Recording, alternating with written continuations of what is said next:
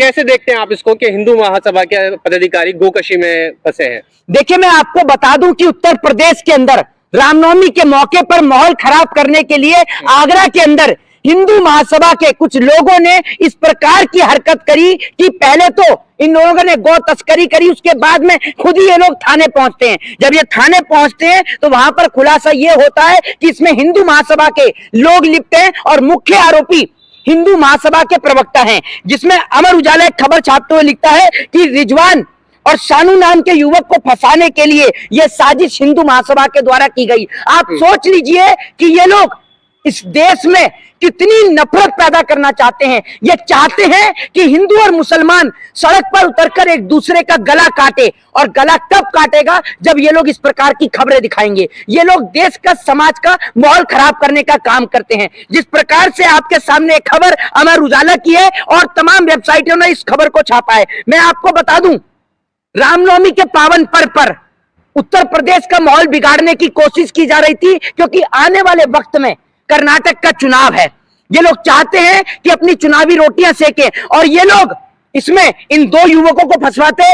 अगर पुलिस इस बात का खुलासा नहीं करती तो जो ये दो युवक हैं, जिसका नाम, एक का नाम रिजवान है और दूसरे का नाम शानू है, ये बिचारों के ऊपर एनएसए लग जाती, इनके ऊपर तमाम यूएपीए लग जाता और तमाम धाराओं में मुकदमा दर्ज हो जाता। और यह भी हो सकता था कि मॉब लिंचिंग के कारण इन बेचारों की जान भी जा सकती थी। वो तो पुलिस ने खुलासा किया, पुलिस मौके पे पहुंचती है और उसके बाद पता यह चलता है कि ये सारी साजिश हिंदू महासभा के लोगों की थी। आप सोच लीजिए कितनी कायराना यह हरकत है, कितनी शर्मसार यह हरकत है। देश के हिंदुओं को आज जागने की जरूरत है कि सिर्फ और सिर्फ ये लोग हिंदू और मुसलमान को लड़ाने का प्रयास कर रहे हैं। 2024 के चुनाव आ रहे हैं, इसलिए किया जा रहा है क्या? ये जगह जगह सिर्फ जो बयान दिए जा रहे हैं, कोई कहता है कि अजान से उसके सर में दर्द हो रहा है, कोई कहता है कि भैया मुसलमानों से अपनी बेटियों को बताए, कोई कहता है कि लव जिहाद का मुद्दा चल रहा है। ये लोगों के पास में न शिक्षा का मुद्दा है, न स्वास्थ्य का, न बेरोजगारी का, न महंगाइयों का।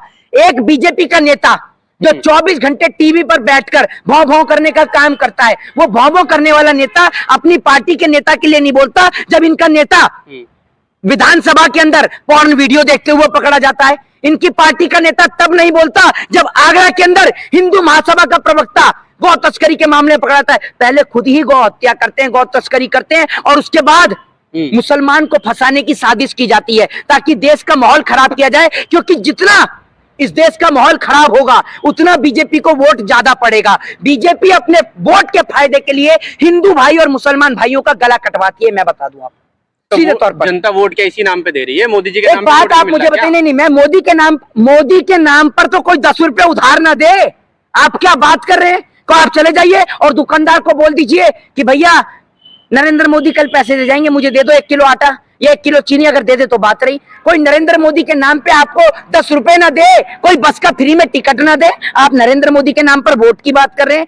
ये लोग अभी कल मैं देख रहा, परसों तो मैं देख रहा कि परिवहन मंत्री एक रोड के लिए गए हैं, वहां पर रोड देखने के लिए, रोड बन रहा है। अरे एक बात आप मुझे बताओ, जब परिवहन मंत्री को ये नहीं पता कि भैया रोड में कितने एमएम का सरिया डलता है, कितने उसमें सीमेंट लगता है, कितने उसका सीमेंट लगता है, कितना बदरपुर जाएगा, जब उसको ये जानकारी नहीं है तो वो निरीक्षण करके कर क्या लिया उसने?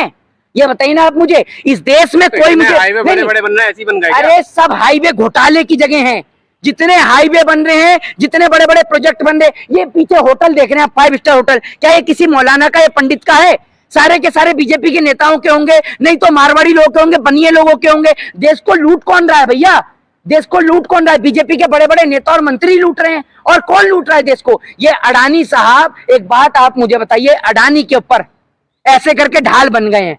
भाजपा के लिए मैं आपको बता दूं, भाजपा के लिए श्री राम जो हैं वो अडानी है, और भाजपा के हनुमान जो हैं वो भाजपा के तमाम लोग हैं। भाजपा के लिए जो अडानी जो है वो श्री राम है, और उनको बचाने के लिए ये हनुमान उतरे हुए हैं सारे। अपमान कर रहे हैं? नहीं, कोई अपमान नहीं कर रहे, कोई अपमान नहीं कर रहे। एक बात आप मुझे बताइए, पूरा देश अडानी के ऊपर मांग कर रहा है जांच की, सिवाय भाजपा को छोड़कर। क्यों नहीं हो रही भाई जांच? क्या कहलाता है मोदी और अडानी का रिश्ता? और सबसे बड़ी बात, अगर यूट्यूब पे अडानी के खिलाफ बोला जाए तो व्यूअरशिप डाउन हो रही है।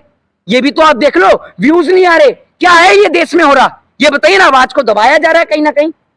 मोदी जी सरकार कानून लाई है, जो फेक अफवाह फैलाएगा, खबरें फैलाएगा झूठ, इस पर कार्रवाई की जाएगी। हाँ अभी हाँ सरकार कानून लेके आई है ना, तो अभी सरकार और ये जो बीजेपी के जो प्रवक्ता हैं, ये जो पत्रकार बीजेपी के जो हैं, ये बौखला क्यों रहे हैं? जब उसके ऊपर मनीष कश्यप के ऊपर एनएसए लग गया तो काहे बौखला रहे हैं?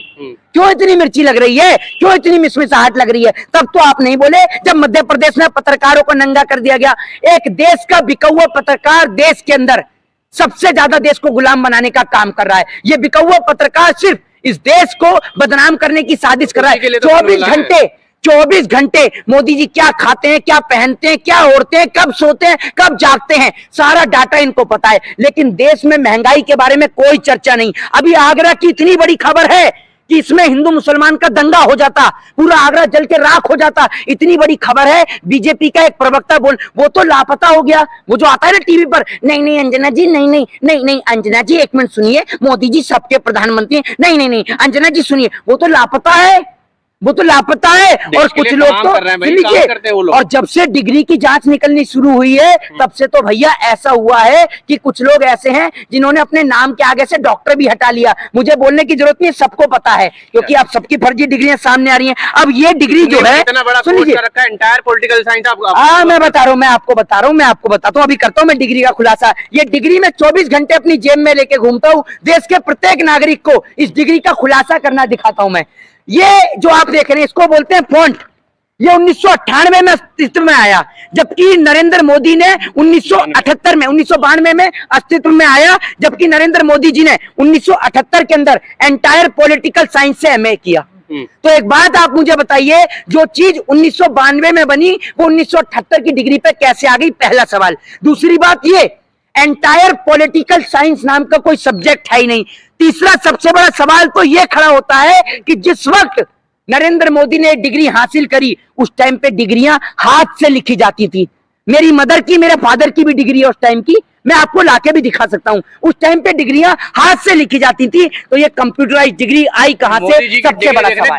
काम देखो ना उनके कितने बड़े बड़े काम, बहुत बड़े बड़े काम है जनाब। सुबह से शाम हो जाएगी, मोदी जी के इतने बड़े बड़े ऐतिहासिक काम हैं। मोदी जी अडानी को बचाने में लगे हुए हैं, मोदी जी दिन में 10 बार कपड़े बदलने में लगे हैं, मोदी जी एयरपोर्ट की भी नीलामी करवाने में लग रहे हैं, बीएसएनएल बिकवा रहे हैं, रेलवे के लिए कस्टमर पकड़ कर ला रहे हैं, कोई रेलवे खरीद लो। अरे मोदी जी एक आध कस्टमर इस शौचालय के लिए भी तो पकड़ लाओ, जो शौचालय आपने बनाए हैं या जो पिछली सरकारों ने बनाया उसी को बेचोगे? अपना बनाए हुआ कुछ सामान तो बेच लो, उसको नहीं बेचोगे। चाय भी जिनपिंग मोदी जी के स्टाइल में पी रहा, देखा नहीं कल पूरा इनके साथ वाले अरे इनके साथ वाले जितने भी है ना, अभी आपको पता ही है, इनका एक साथी था हाउडी मोदी जिससे चला रहा था कार्यक्रम, अब की बात ट्रंप सरकार का कार्यक्रम करा रहा था। ट्रंप काय में अंदर बंद हुआ है आपको पता नहीं है? नरेंद्र मोदी जी का तो दोस्त था, जिगरी यार। कहां है वो जिगरी यार? आज काय में बंद हुआ है डोनाल्ड ट्रंप? जरा कोई बताए तो कोई, जरा ट्रंप किस मामले में बंद हुआ है? बताएंगे मोदी जी? एक बार मिलने के लिए चले तो जाएं, पराठे बनवा कर ले जाएं और जेल में पराठे तो खिला दें कम से कम अपने यार को, जिसके लिए कार्यक्रम करा रहे थे आप। इतना बड़ा प्रोग्राम, हाउडी मोदी, देश के पैसे में लंका लगा दी, हाउडी मोदी, डोनाल्ड ट्रंप। अब की बार ट्रंप सरकार, पहली बार देश में हमने देखा कि चुनाव अमेरिका में हो रहे हैं, प्रचार हिंदुस्तान में हो रहा है। क्या गजब का खेल है! ये देश का पैसा किसी के बाप का नहीं है। हमारे देश में लाखों करोड़ों लोग भूख से ग्रसित हैं, लोग भूखे पेट सोने को मजबूर हैं। देश की 80 करोड़ जनता सरकार के राशन के ऊपर जिंदा है और सरकारी पैसे में आप आग लगा रहे हो। आपके बाप का पैसा है ये है? कोई बताएगा देश के प्रधानमंत्री का काम क्या है? एक डॉक्टर अस्पताल में इलाज करता है, एक इंजीनियर रोड बनाता है, ठीक है, देश की सरहद की हिफाजत करने के लिए आर्मी ऑफिसर है, खेत में अनाज पैदा करने के लिए किसान है। तो नेता और मंत्री क्या कर रहे हैं? इन कुर्ते वालों ने देश को बेच दिया। ये 10 लाख के सूट वाले देश की नीलामी करने को तुले हुए। मैं कहता हूँ कि अब सुन लीजिए, कहते हैं कपड़ों से पहचानो। अरे कपड़ों से पहचानो तो कपड़ों में तो सबसे बड़े बहरूपिया आप ही हैं। ये आप मुझे ये इतना तगड़ा झूठ बोलते हैं, बताइए कोई तुक है इनकी बाप का? यूं कह रहे हैं कि मैं पूरी बाजू का कुर्ता पहनता था, मैंने 40 साल भीख मांगी, कुर्ता धोने में ज्यादा समय जाता था, ठीक है, तो मैंने उसकी बाजू ही काट दी। बताओ यार ये क्या तुक है? मतलब कुर्ता धोने में ज्यादा समय, अरे भीख ही तो मांगते थे तुम। भीख मांगने का भी कोई टाइम होता है क्या? आप मुझे बताओ, भीख मांगने का कोई टाइम है? सरकारी नौकरी करते, जिस टाइम पे आदमी 8वीं पास करके सरकारी नौकरी ले लेता था, ये विश्व का 8वां अजूबा है जो एंटायर पॉलिटिकल साइंस में, सुन लीजिए, जो एंटायर पॉलिटिकल साइंस में एमए करने के बाद भी कोई रोजगार हासिल नहीं कर पाया। कितनी गजब की बात है। तो रोजगार की जरूरत नहीं थी ना, फकीर आदमी था वो। हाँ, ये फकीर आदमी आज देश को फकीर बनाने चला है। आप एक बात मुझे बताइए, अगर फकीर आदमी था तो आज काहे 10 लाख का सूट पहनते हो बाबूजी? ये तो बताओ आप मुझे। और मैं आपको बताऊं, एक फिल्म आई थी, आपने देखा होगा, राजा बाबू, जिसमें गोविंदा जो है कभी पुलिस का गेटअप ले लेता है, कभी डॉक्टर का गेटअप ले लेता है। ये सेम गोविंदा को फेल कर देते हैं। ये जहां जाते हैं वहां का गेटअप ले लेते हैं। और सबसे बड़ी बात, इनके पास इतनी कहानियां हैं कि आप कहानी सुन सुन के पागल हो जाओगे। बांग्लादेश तक जाकर इन्होंने बांग्लादेश में कह दिया मैंने बांग्लादेश की लड़ाई लड़ी। मैं तो तब से डर में हूं कि कल को अगर श्रीलंका चले गए तो वहां पर जाकर यूं ना कह दें कि राम जी की सेना में तो विंग कमांडर मैं ही था, मैंने ही लड़ाई लड़ी राम जी के साथ में, और रावण वध मैंने ही किया। और अगले दिन मीडिया चलाएगी ब्रेकिंग न्यूज, रावण वध किया नरेंद्र मोदी ने। मीडिया तो ऐसे कहती है, अगर मीडिया में अगर एक बार मोदी जी ये कह देना, वो दिखाते ना एक +2A भी एक्स्ट्रा आया, दिखाते ना कि नाली से गैस बनाई। लेकिन मीडिया कभी ये भौंपू लगा के ये नहीं पूछती कि मोदी जी, इस देश में जितने रोड नहीं बने हुए, जितने अच्छे घर नहीं बने हुए ना, उतने तो नाले हैं। तो अगर नालों से गैस बन रही है तो 1100 का सिलेंडर क्यों बिक रहा है? जवाब दे जी। अगर ये डिग्री मोदी जी के अलावा और किसी की होती, हाँ, तो टीवी में कैसे दिखता? अगर ये डिग्री किसी और की होती तो मैं आपको बता दूं, जवाब दें कांग्रेस के प्रवक्ता, जवाब दें।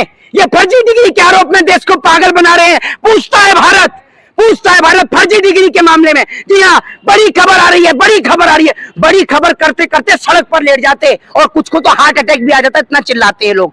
मैं आपको बता दूं, एक नेता थे कांग्रेस के, ठीक है, जिन्हों को मैं आपको बता दूं, ये कोर्ट ने एक जजमेंट दिया था जिसमें एल नागेश्वर की एक बेंच ने एक फैसला सुनाते हुए यह कहा था कि अगर कोई भी जनता का प्रतिनिधि जनता से अपनी शिक्षा को छुपाने का काम करता है, और हर एक प्रतिनिधि को जानने का हक और अधिकार है कि उसका प्रतिनिधि कितना पढ़ा लिखा है, तो अगर मुख्यमंत्री अरविंद केजरीवाल ने ये पूछ लिया कि मोदी जी कितने पढ़े लिखे हैं, तो क्या गलत कर दिया बताइए आप मुझे? तो कोर्ट ने लगा तो दिया फाइन। मेरी बात तो सुनिए, क्यों लगाया है? मैं कोर्ट के जजमेंट के अनुसार ही कोर्ट से पूछना चाहता हूं कि भाई, आपको मैं बता दूं कि जस्टिस एल नागेश्वर की बेंच में, आपको बताता हूं, जस्टिस एल नागेश्वर की बेंच ने एक ऐतिहासिक फैसला सुनाया। उस फैसले को सुनाते हुए जस्टिस बोलते हैं कि हर एक प्रतिनिधि को जानने का हक और अधिकार है कि उनका प्रतिनिधि कितना पढ़ा लिखा है।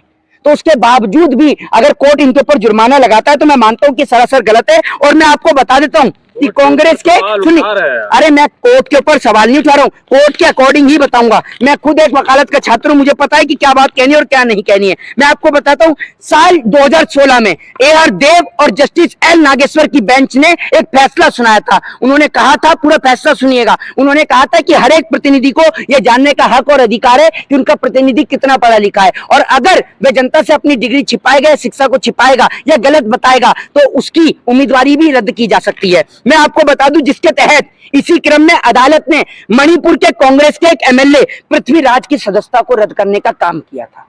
तो आप एक बात मुझे बताइए, नरेंद्र मोदी की सदस्यता क्यों नहीं रद्द होती है? मैं पूछना चाहता हूं।